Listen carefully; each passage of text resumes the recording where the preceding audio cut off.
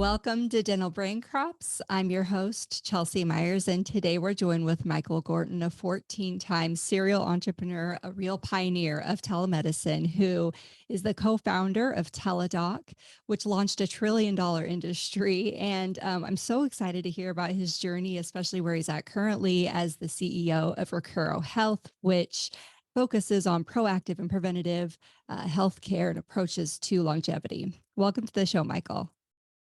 Good morning, Chelsea. Good morning. It's so good to have you here. Well, you're a couple hundred miles away. You're having rain, and we're having another blazing hot day. So go figure. Yeah, well, I can't say I envy your situation. I'm going to take it, but I'll send some your way if I can. Yes, please do. Very good. Well, hey, I'm so excited to talk to you, and I just love to know. First of all, tell me a little bit about your the inception of the idea of Teladoc. Um, Believe it or not, I was climbing Kilimanjaro with Dr. Brooks, and I had just sold the company for a nice sum. And I think he was thinking, wow, I'd love to do this, build a company and change the world and sell it. And so we started talking about it while climbing Kilimanjaro. And so we always joke around, the current term for $1 billion company is unicorn. And so we always joke around that on Kilimanjaro, there are unicorns. We found one of them. Very good. So this was just conversation on the way up? Yeah. It was, I think it was a lot of prodding on Dr. Brooks's part. He had an idea. I didn't like it in the beginning, but the more we talked about it, the more I liked it. Uh-huh. Okay. So you guys liked it. How well received was this? What did that, introduction to the industry look like? So it depends on who you ask. When we first started testing it with customers, they loved the idea. A doctor will call me back in a couple of minutes. That's great. And it costs a fraction of what it costs to go see the doctor in the office. The ones that didn't like it were the governmental bodies. The boards of medical examiners told us we would go to prison for building that company. So that was the real journey. Telemedicine as an idea had been around for a long time. Dr. Sanders created it in the 1960s. The big resistance was boards of medical examiners who thought it was unethical for a doctor to treat a patient they had never touched. Mm-hmm. So that was the big obstacle that we had to overcome. How interesting, because I've actually had 4 kids and none of them were delivered by the doctor that was treating me up to the point of giving birth, which I recognize maybe the baby was more the patient in that situation than me. But in 2 of the situations, my babies were delivered by nurses. One, I was out of state unexpectedly, and the other, the doctor was just not working at that time. And so that's really interesting because I think that happens more frequently than maybe is recognized anyways. Well, I think now it's accepted.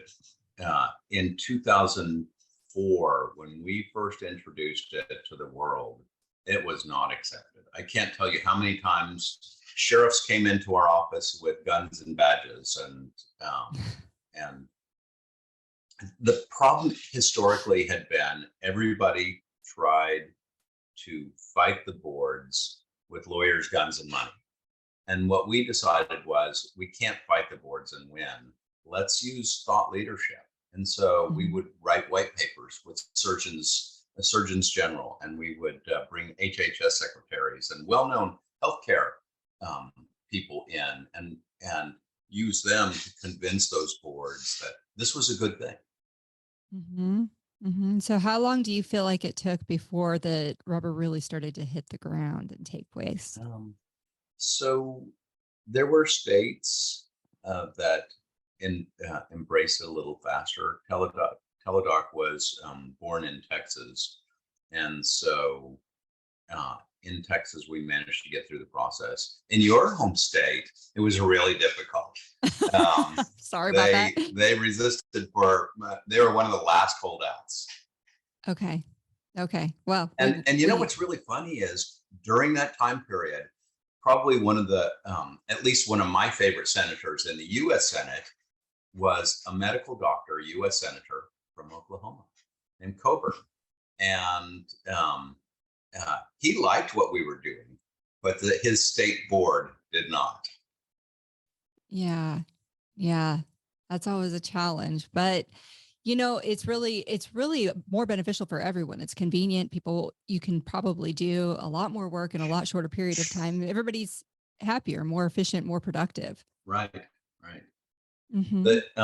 The physicians under a telemedicine model can make more money than they can with their traditional brick and mortar facility. Because if you think about all of the expenses that they have running that brick and mortar, between all the test equipment and the building and all the other personnel, it's quite expensive. And so, what we found in telemedicine is it can only treat certain things. Obviously there are things that you have to go to the primary care doctor's facility for, but for those things that you can treat with a medical record, a telephone, and a physician, it turns out that the physician can spend more time with you, get the same outcome. The doctor makes more money. You have less stress. You don't have to go to the doctor's office, and you get a response in minutes rather than days. Hmm. That makes so much sense. Yeah, and we've used it. I like it. Um, so tell me what it's like leading an untreaded path from the entrepreneurial standpoint, the fear, the uncertainty, the anxieties, those types of things. Right. Well, I mean, I think if you were born to be an entrepreneur, you'll get this. But you know, you don't you don't leave the office on Friday afternoon. It's with Hmm. you 24 hours a day, 7 days a week. You're always thinking about how do you solve the next problem. It's your passion, not your work.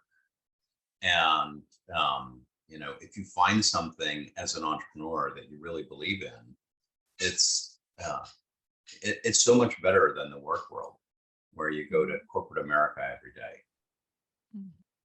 Yeah, I'm with you 100%. So, but what inside you is the differentiator? Because there are a lot of people with passions who would like to do these types of things, but it gets to a certain point and you're like, from the outside looking in, wondering what happened. Why didn't they complete that? So, how do you push through when it's completely dark and uncertain? Right. Well, I think um, I always like to go back to the Kennedy Moon speech. One of the things I love, he's talking about going to the moon, and he says, "Why does Rice play Texas?" He's thinking about football, right? Uh-huh. Texas a powerhouse, Rice a bunch of brains. It's not really a good competition. But what he says that sort of locks it all in is he says, "We choose to go to the moon not because it's easy, but because it's hard." And I think changing the world is often not easy. It's hard, but you can choose to do it. If you have any friends who run marathons, ask them why they run a marathon, and a lot of them will say the same thing: because it's hard, because it's an opportunity to push yourself to the upper limits, Hmm. and some of us just like doing that. Do you run marathons? I do. I've done 18 of them. Wow, that's fantastic. What type of training does that look like throughout your week? Oh, well, I haven't run a marathon in a few years, but in my younger days, Uh-huh. you're working full time, but you've got to have something that gives you the balance. And but marathon training oftentimes is one very, very long run per week. So you could go out and run for 2, 3 hours in your long training runs, and then a few times a week you do shorter runs. Which is probably a really excellent way, like you said, to clear your mind. But I find that anything we do in our physical life, whether it's, our sleep habits, our wind down routine, what we eat, how we exercise, those are actually very transferable to how we build our businesses. The level of dedication Right. and consistency that we put into it. It's a brilliant intuitive point. You know, we are machines that require all kinds of balance. And if you just go to McDonald's every day, you're going to get fat. And so if you go every once in a while, maybe you'll like the McDonald burgers. I don't know, but you have to have balance. And what you just said is perfectly that. You have to balance. Which is actually a really interesting segue because we were talking earlier before the show about Recuro. And I know that longevity and optimal health is your focus with that company. Can you Right. talk to me a little bit more about that? Sure. Well, so if I look back at Teladoc and say, what did we accomplish? Um, I never would have guessed we would create a $250 billion industry. But access, especially during COVID, it was great that you could remotely access a physician when we were all in quarantine. So I think that's a really important piece of it. But what we created really was an efficiency engine. It didn't solve the two big problems in healthcare, which I think are rising costs year after year. And why is it that our friends and family are still getting diagnosed with stage 4 cancer or finding out they have heart disease when they have their first heart attack? You know, do we have the technology today to catch those things? And in many cases, we do. And the great news is the technology is continuing to evolve, so the scope is getting broader and broader. And so it's now time to take the engine that we created with Teladoc and apply it to not reactive care, but preventive care. So reactive is Teladoc. I'm sick, I need a doctor. And so great efficiency engine, 10 minutes later, the doctor is on the phone with you. That's reactive. Preemptive is let's make sure we understand you as an individual and know what we say proclivities are. In other words, if you have a family history of diabetes, then let's start watching for it and try and catch it before it gets significant, or heart disease or strokes, or name your malady. Let's start watching those things and treat them 10 years before they happen. Mhm. And so that's preemptive. That's there's sort of a fanciful phrase right now. 60 is the new 40. So you're way too young to worry about either one of those. But Not for true. those of us in my generation, 60 is the new 40. That's like, oh, good, I'm 40 again, right? But Uh-huh. but in reality, I think in the next 10 years, we're actually going to be able to deliver for those who are willing to do the work. We're going to be able to deliver something that's like 100 is the new 30. And so when we think of a 100-year-old, we think of this person that's bent over with a cane, talking Hmm. slow. And what I'm thinking about when I say 100 is the new 30 is being able to run those same marathon times at 100 that I ran at 30, and to have my hair color and my strength and my skin, all of those things. And it's not going to be a magic pill that you take. It's going to be 30 things that you do on a regular basis. And so there's a tie here. So I'm talking about longevity, but I'm actually also talking about good health. The best medicine today, believe it or not, is still our immune system. It fights off things all the time. It's fighting cancer right now. It's fighting, all these things that are trying to attack us. And if our immune system is strong, we don't get sick. Hmm. Or if we do, the immune system figures it out and solves it. And so the things that help us keep our immune system strong and the things that will help us make 100 is the new 30 are very similar. That's what we're working on. Wow, that's really exciting. Okay, so you're going to get a personalized plan on based on your health, your history, your genes, what you Right, should and shouldn't be doing. Is this right. something that, and this, may not be too early to know, but is this something that anybody at any stage can make impactful changes, or is this something that really needs to be started as soon as possible in your college career? Yeah, I think the answer is both. Okay. So the young kids who are teenagers or in college right now, in all likelihood, will have the opportunity to live as long as they want. For those of us who are in our 50s, 60s, 70s, what we're going to be able to do probably is slow the tide a little bit. So we live longer, healthier lives, but we're not going to solve the big problems um, Mhm. of there's something that was named back in the 1950s. It's called the Hayflick limit, and under that theory, people can only live to 120 years old. And without going into all the biochemistry, it's essentially your cells will only divide so many times. And if you do the math on the average human, it gets you to 120.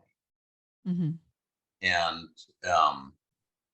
so we've got to solve that. And I don't know how far we are out from solving the Hayflick limit. Some people think we're years. Some people think we're decades. Eventually, it's going to get solved. That's how good our science is getting. Well, so then really it needs to start at day one when they're babies, because in order to Well, optimize everything that I goes into cell reproduction and right. yeah, maybe the I think it's probably more likely going to be somewhere in your 30s, because that's when your body really starts changing. The cells start dividing slower. You know, you want to understand why people get old and wrinkled. It's because somewhere in their 50s they stop producing new skin cells, and Uh-huh. at the same rate. And so, you know, those skin cells that you're wearing at 50 are probably going to be the ones you're wearing at 70. So they get aged, right? But the ones you're wearing at 19 have been completely replaced several times by the time you get 30. And so, how do we keep that process going in the human engine? Those are some of the problems we'll be solving over the next few decades.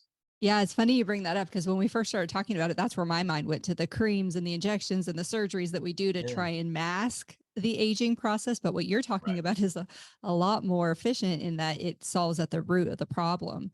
Right. Yeah. So there, you know, in medicine, we can treat the symptoms, or we can go to the root and solve the problem. Hmm. And I think that's where medicine is always trying to go. But you know, with creams are such a great example, because you know, add moisture and your skin looks better, right? But in reality, what's the thing inside that made your skin look so great when you were 19? How do we get that thing working again? Right. Right.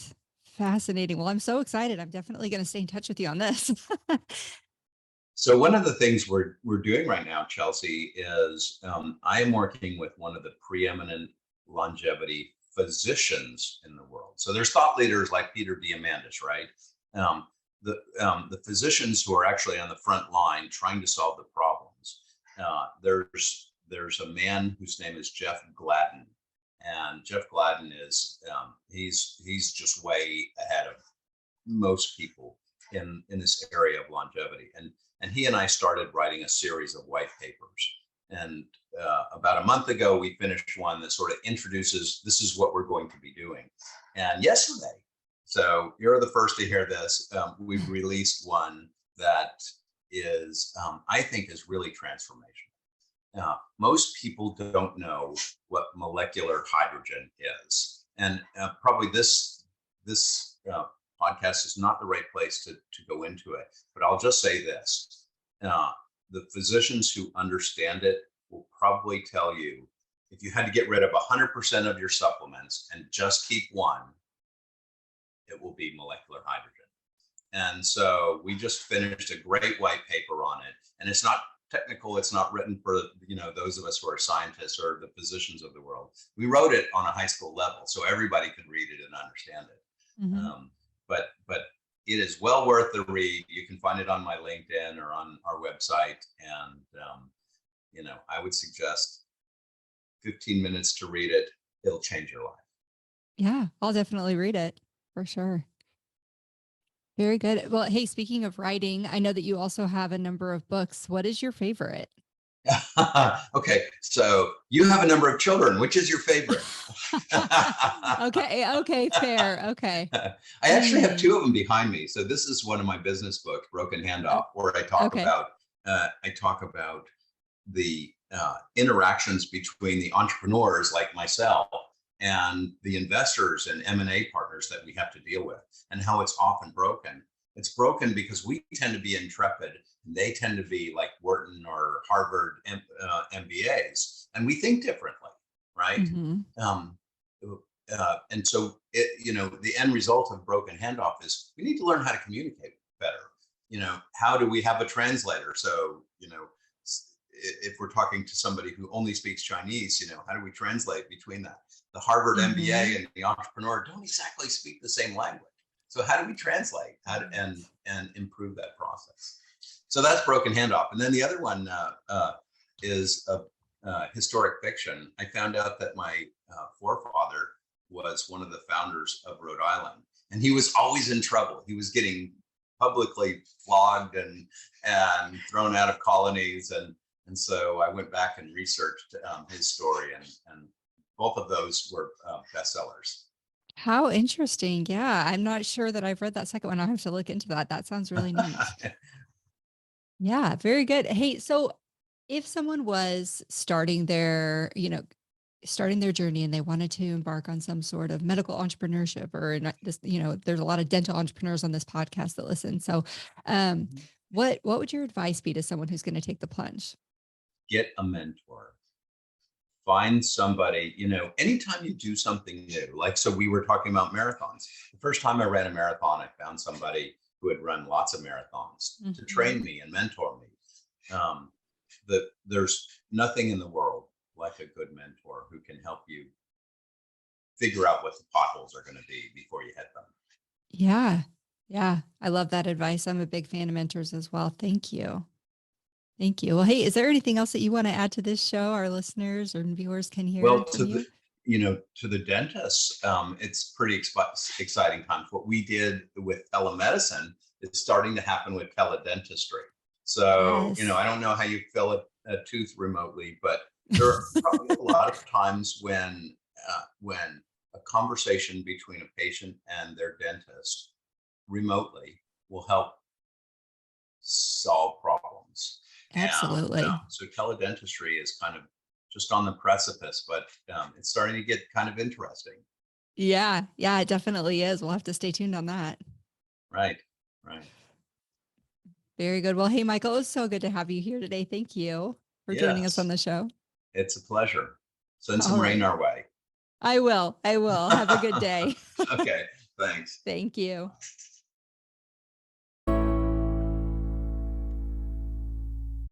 I appreciate you joining me for today's episode. Be sure to rate, review, and subscribe to the show, and visit dentallife.coach for access to additional coaching tools, as well as more episodes to help you create the dental life you truly desire.